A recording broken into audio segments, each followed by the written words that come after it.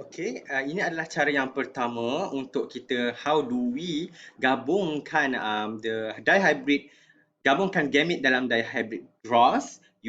Memang actually dia memang pecahkan dulu, the allele akan separate, segregate, after that dia akan assort, dia akan susun bersama-sama dengan allele of the other characters. Okey, itu adalah the dihybrid law kita akan tengok.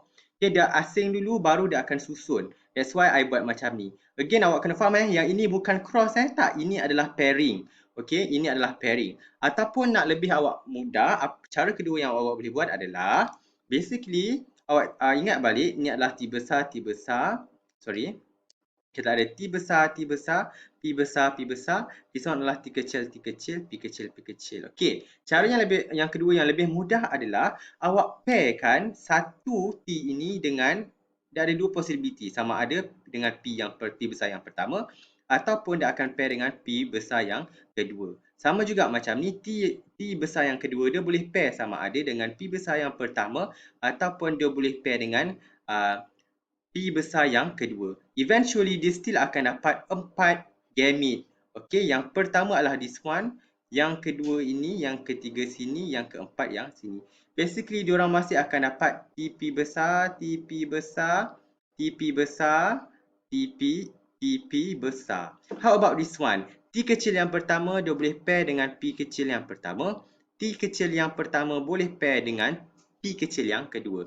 Yang ni pula sama juga. T kecil yang pertama, T kecil yang kedua boleh pair dengan P kecil yang pertama.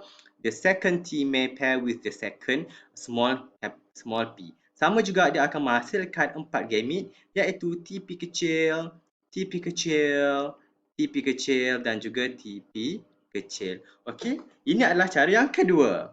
Ini adalah cara yang lebih mudah lah yang saya nak tunjuk. Okey, awak boleh buat macam ni juga. But in exam awak tak perlulah nak buat yang atas ni, you don't have to do this. Okay, asalkan awak tahu untuk keluarkan gamete sahaja. Alright, next. Cara yang ketiga, okay, yang ni awak tengok. T kecil, T besar, T besar, P besar, P besar.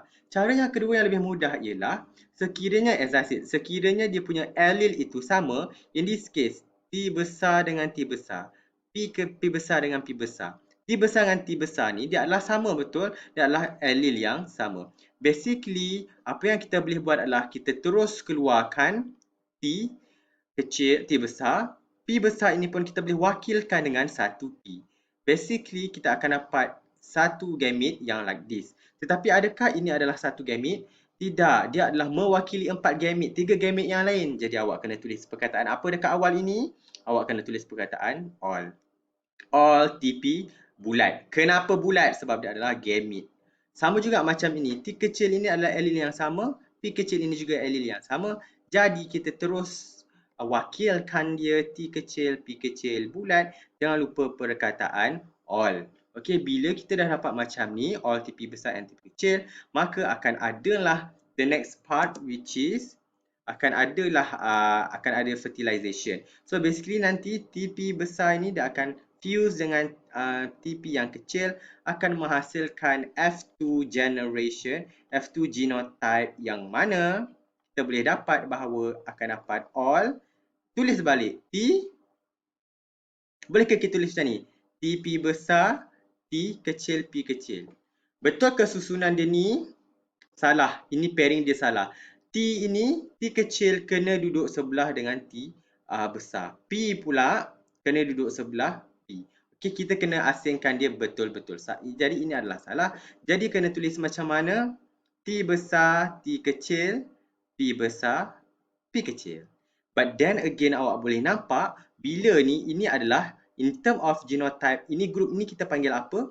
Kalau atas ini adalah homozygous dominant for both characteristic, ini adalah homozygous recessive for both characteristic. In this case, untuk F2 genotype, awak boleh nampak dia ada pair of satu dominant allele, satu recessive allele. Dia ada dominant allele, dia ada recessive allele. Untuk this group, what do we call? Ini adalah heterozygous. This group adalah heterozygous. Tetapi in term of phenotype, dia awak rasa apa? Adakah dia adakah dia pendek dan berwarna putih? Tidak, dia adalah all itu adalah tall and warna purple. Dia tinggi dan dia ada bunga warna purple flower. Kenapa? Because dalam diri dia, dalam genotype dia ada satu dominant allele yang menutup effect of the dwarf allele. Sama juga macam ni, dia ada dominant purple allele yang menutup the white flower color. Dia membuatkan dia berwarna purple. That's why lah bila Mendel cross di stall T besar dengan T kecil, all of one generation adalah berwarna tall and purple flower. Tetapi in term of genotype, adakah dia punya genotype ini T besar? Untuk F1 generation? Tidak. Dia punya genotype adalah T besar, T kecil, P besar, P kecil. Tetapi ciri yang ditunjukkan adalah ciri-ciri dominan kerana adanya dominan allele iaitu T dan juga P yang akan menutup efek T kecil dan P kecil. Okey, ini adalah heterozygous to dominant characteristic. Ini adalah heterozygous. Okey. Alright. After that, Mendel tak puas hati, dia sumbang mahramkan this one, F1 darab F1. Nanti kita akan tengok later. It's just that, alright. Kemudian ini adalah yang telah saya buatkan tadi. Kita dah simplify dengan cara yang saya dah tunjuk tadi. Kita wakilkan saja T besar, P besar dan gamete. Cuma jangan lupa letak perkataan all dekat sini, all dekat sini. After that, kita cross sahaja. Kita akan dapat TP besar. Yang ni saya dah buat tadi, all TP besar bulat gamete. Sama juga macam ni, kita ambil satu sahaja, T kecil, P kecil, bulat, all. After that, we fuse them together. Kita akan dapat, bila fuse jangan buat anak panah. Fuse tak ada anak panah arrow. Dia tidak ada kepala. Yang ada kepala adalah meiosis sahaja. F1 genotype akan dapat all T besar, T kecil, P besar, P kecil. Dan F1 phenotype all tall and purple flower. Maka betul lah, valid lah eksperimen yang Mendel buat yang tadi. Tapi Mendel curious, dia kata mana pula pergi ciri warna putih dan juga pendek ni? Where does this dwarf and white characteristic go? Mana perginya? Kenapa all the anak pokok yang I dapat semua tinggi dan warna purple? Dia tak puas hati. Jadi dia tak puas hati, apa dia buat? Dia ambil satu F1 ni. Actually you kena faham F1 ni ada banyak, bukan satu dua. Tidak, ada berpuluh-puluh. So dia ambil satu F1 generation, dia cross dengan another F1 generation. Ini yang dipanggil self cross. Okey, kemudian dia ambil the satu F1 dengan another F1. But then kita dah tahu F1 generation walaupun dia menunjukkan ciri-ciri dominan, tetapi anak-anakku dia adalah heterozygous. Jadi dia punya genotype adalah T besar, T kecil, P besar, P kecil. Seperti yang telah ditunjukkan. Dia ambil satu T besar, T kecil, P besar, P kecil. Dia cross pula dengan another T besar, T kecil, P besar, P kecil. Jadi apa yang berlaku ialah sekarang ini, awak boleh nampak anak-anakku, gamete dia adalah berbeza. Awak boleh nampak T besar, T kecil. Boleh tak kita simplify kepada T besar? Tak boleh sebab dia tak sama. Okey, dia adalah allele yang berbeza. Jadi kita kena buat cara yang klasik, iaitu kita pecahkan. Memang dia akan segregate independently first. After that, barulah akan bersusun. Bila dia pecah, baru dia bersusun T besar dengan P besar. Dia juga boleh bersusun dengan T besar, boleh bersusun dengan P kecil. P kecil pun boleh bersusun dengan P besar. P kecil juga boleh bersusun dengan P kecil. Ataupun cara yang paling mudah adalah semalah. P besar ni dia boleh pair dengan P besar. Dia juga boleh pair dengan P kecil. P kecil ni pula boleh pair dengan P besar. Dia juga boleh pair dengan P kecil. Sama juga macam yang this one. So eventually apa yang kita akan dapat adalah kita akan dapat gamete yang ini. Inilah gamete dia. You akan dapat TP bulat, TP besar, TP dua-dua besar satu, T besar P kecil satu, T kecil P besar satu, T kecil P kecil satu. Ini pun sama. You akan dapat T besar dengan P besar, T besar dengan P kecil, T kecil dengan P besar, and then T kecil dengan P kecil. Ini menunjukkan separation of the gamete, of the chromosome. Ini menunjukkan adanya assortment. Dia bersusun sama-sama dalam satu gamete. Dalam satu gamete, dia kena bawa dua ciri. Dari sebab kita nak cerita pasal dihybrid, kita kena bawa dua ciri. Sama ada allele, cuma allele itu it can be dominant ataupun it can be recessive depending on the parent punya genotype. In this case, depending on the F1 genotype. So, you boleh nampak kita dapat 8 gamit yang berbeza, 4 daripada ayah. Okay, this one let's say ni adalah daripada ayah, this one dapat daripada mother. Kalau kita cross satu-satu ni sayangku, you ambil ni, you cross dengan another ni, memang akan awak buat cara yang atas ini, awak memang sangat-sangat serabut.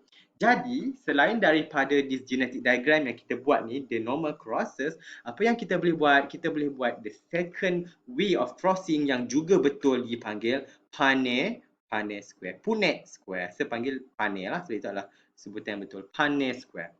Untuk Punnett square, apa yang berlaku ialah senang saja anak-anakku.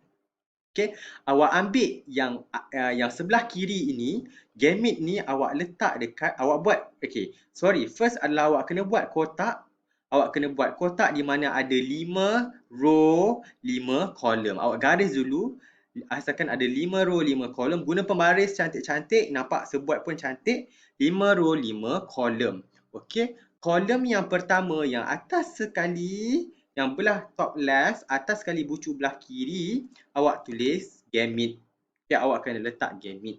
Okay, awak kena letak gamit. Kalau ini tak ada gamit ni salah seterusnya di luar belah kiri, di luar sekali, okey, di paling kiri sekali, satu baris ini, apa awak buat? Awak letak setiap ruang ini gamit daripada belah kiri ni. Let's say belah kiri ni lah, let's say yang bapak warna biru ni. Awak letak T besar P besar dekat atas sekali, T besar, P kecil dekat bawah dia, T kecil, P besar dekat nombor 3, T kecil, P kecil dekat bawah sekali. Basically awak buat je macam ni. Awak isi like that. Okay. Kalau atas ni awak dah letak dekat belah kiri, kemudian yang dekat atas sekali di bahagian belah atas, awak isilah yang gamit yang kedua, di pasangan dia. T P besar dekat sini. Okay. T besar P kecil dekat sini, T kecil P besar dekat sini, T kecil P kecil dekat sini. Basically awak letak saja dekat atas macam ini. Bila awak dah letak atas macam ini, basically kita dah dapat, kita boleh cross. Apa yang kita nak buat? Tengah inilah awak isi dia punya F2 genotype. That's why bawah gamit awak buat F2 genotype, awak kena buat titik and then you do this Punnett square. 5 jalur 5 baris. Yang paling luar dekat kiri dan atas sekali itu adalah gamit. That's why dekat atas sebelah kiri awak kena tulis gamit sebab dia mewakili baris sebelah kiri dan dia juga mewakili baris sebelah atas ni lah. Okay. Lajur di atas. Okay. Kemudian apa awak kena buat? Awak isilah satu-satu. Time isi ini make sure awak pay attention. Sebab kebanyakan student kalau salah isi tolak terus markah 1 walaupun ada satu kesalahan. So awak isi dengan berhati-hati. Ingat kita kena pair. T kena pair dengan T, P kena pair dengan P. Dan kalau ada, if let's say lah the genotype itu ada dominant allele kena berada di hadapan baru recessive allele. Okay, the first ni memang akan will always be T besar, let's say lah T besar, P besar. So awak tulis T besar, P besar dan juga P besar. Kemudian baris ini semua akan start dengan T besar sebab awak boleh nampak ni adalah dominant tall allele. So dia akan always start dengan T. Okay. Kemudian awak kena tengok T. Ini adalah T besar daripada sini. Kita always start dengan T. Nah, awak tengok pula T dekat gamit yang sini. Oh, ini adalah T besar.